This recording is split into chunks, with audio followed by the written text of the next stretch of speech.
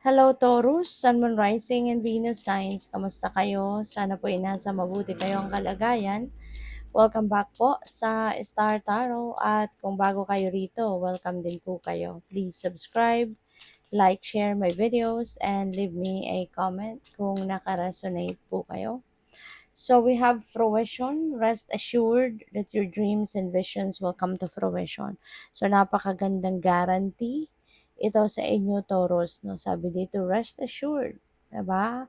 Siguradong sigurado dito ang divine, ano, na yung mga pangarap mo, yung mga visions mo, 'di ba? Yan ay mangyayari. Yan ay isang araw mangyayari at ibibigay sa iyo ng Divine Universe. So, napakaganda. Napakagandang maging inspirasyon ninyo ito na wala kayong dapat na ipag-alala. Just continue to work hard, continue to work on kung ano man yung pangarap mo, ano man yung ini-envision mo para sa sarili mo. Kasi meron na ngang ano rito meron ng guarantee sa iyo ang universe na yan ay magka-come to fruition. One day, it will come true. Okay? Kaya wag kayong mawala ng pag-asa, wag kayong panghinaan ng loob. Sige lang, kahit hindi ninyo nakikita na papunta kayo sa ganong sitwasyon, just continue to work on it. Okay? And, yeah, instead na panghinaan kayo ng loob, lakasan mo ang inyong loob instead. Diba? Be courageous and live life fearlessly with courage, strength, and determination. Okay? Ayan. So, maging matapang ka, maging matatag ka.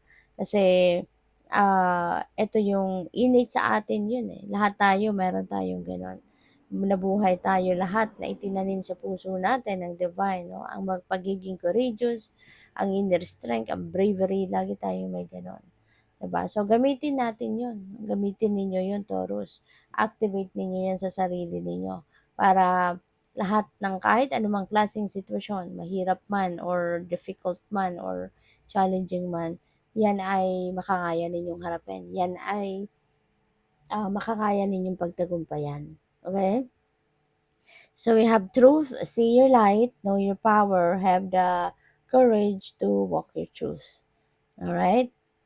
So, know your power. Sabi dito, alamin mo kung ano yung strengths mo, ano yung kapangyarihan mo na meron ka, 'di ba? At gamitin mo 'yon, 'di ba? Gamitin mo 'yon para magawa mo kung ano talaga yung mga gusto mong gawin, ano yung mga kaya mong gawin, 'di ba? Ano yung mga talents mo, skills mo, mga gifts mo, 'di ba? Ano yung mga totoong nasa loob mo, 'di ba? Yun ang sabihin at gawin mo. Okay? So, tignan natin ano pa ang ganap. And by the way, maraming salamat muna for subscribing. At kung hindi pa po kayo nakakapag-subscribe, subscribe na kayo. And also, maraming salamat din for not skipping the ads. No? Malaking bagay yan sa akin. And also, please click the join button sa baba ng video kung gusto niyo na mag-join kayo sa membership. Okay? Salamat po. So, tignan natin ano pa ang mga messages para sa iyo. We have a blessing for solace and hope. Ayan. So, feeling ko dito, no? Baby, you are seeking for peace. You are seeking for solace. Diba? And hope. So, huwag kayong mag-alala. Unang-una, diba? Kung gusto ninyo ng kapayapaan talaga, mahanap din ninyo yan. Ano? You just have to go deep within you. Wag muna ninyo, kumbaga mag-detach muna kayo sa gulo, sa chaos ng ano natin, ng mundo, 'di ba? And go deep within you, 'di ba? Pumasok ka sa sarili mong mundo muna, 'di ba? And you will find happiness there, you will find peace there, 'di ba? Go deep within you. Pakinggan mo kung ano yung bulong ng puso mo, anong bulong ng soul mo, 'di ba? And for sure, you will find peace if you're going to detach from the chaos, 'di ba, of the outside world. Okay? So, what else? We have a blessing for healing of injury or illness. Ayan. So, most likely, kung ang iba sa inyo, no, for those of you na meron pinagdadaanan illness, may sakit-sakit, may mga injury, maaari, no, na you will be able to find now that someone. Maaring mahahanap mo na yung doktor, mahahanap mo na yung nurse practitioner na makakagamot sa'yo, you know. Pupuwedeng you are going to ano, pupuwedeng pupunta ka sa kanila na, 'di ba, at, maaaring makahanap ka na or pupuwedeng meron ka ng referral para sa isang doktor kung saan, 'di ba, makakapagpa-check-up ka at sila or siya yung gagamot sa'yo, siya yung tutulong sa'yo para maging maayos ang inyong pakiramdam. So, we have a blessing of the air.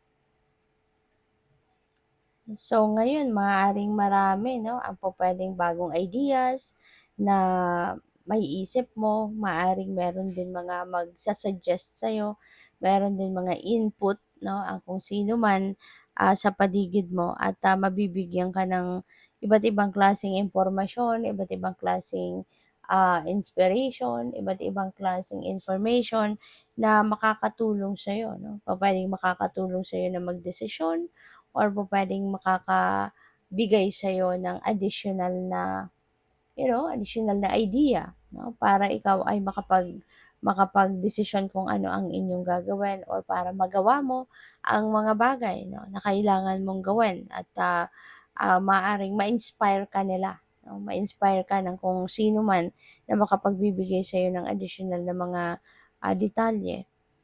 Blessing to find your way. Ayan. So, feeling ko dito, mahahanap mo talaga, no? Because of these ideas na pupuwedeng or information na pupuwedeng, ma-advice sa'yo na kung sino man, then definitely you will be able to find your way, 'di ba?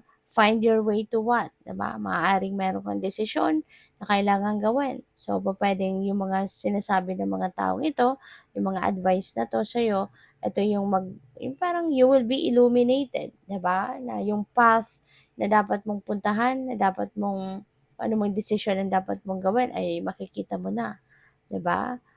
Pupuwede rin na dahil sa mga advice ng mga taong ito, dahil sa mga impormasyon na mare-receive mo, maiisip mo na sa ngayon, 'di ba? Kung ano talaga yung dapat mong, puntahan, 'di ba? Kung ano nga ba ang dapat na i-prioritize mo.